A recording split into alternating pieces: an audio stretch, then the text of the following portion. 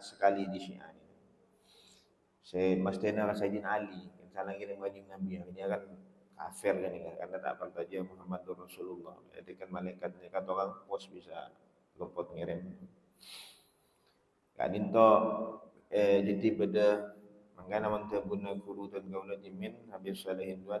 Jadi melakar pecah aja lim. Ya banyak aliran. Jadi ada hadis mentang aja ada kajian Nabi lah lecek. Jadi kita banyak aliran, kita mayoritas sejak jimin sampai makin mayoritas ni kan Ahlus Sunnah wal Jamaah. Ahlus Sunnah wal Jamaah ni kan salah satu cirinya tak gampang makafir. Jadi beda aliran kembang makafir ni kak jadi Syiah ni kak mengutamaki Sayyidina Ali dan Sayyidina Husain terutama. Sayyidina Hasan tak patut ya ke Syiah. Di Syiah paling besar itu namanya Syiah 12 imam. Semua imamnya itu keturunan Sayyidina Husain, tidak ada keturunan Sayyidina Hasan. Jadi imam mereka pertama setelah Nabi ada 12 imam itu. Setelah Rasulullah yang berhak jadi pemimpin umat ni menurut Syiah 12 ni Sayyidina Ali. Maknanya Sayyidina Ali, Sayyidina Hasan. Sayyidina Hasan kita kentalek lah Sayyidina Husain.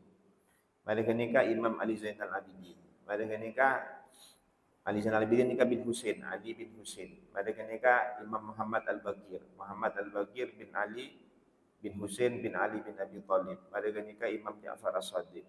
Mereka nikah Imam Musa Al-Kadhim. Sampai 12 saya terakhir pesak.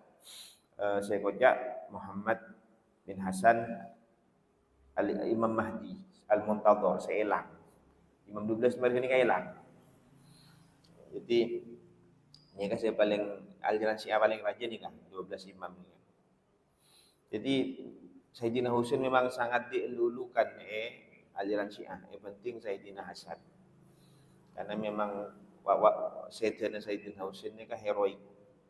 Maksudnya dalam pertempuran. Sementara Sayyidina Hasan Sayyidina songkan.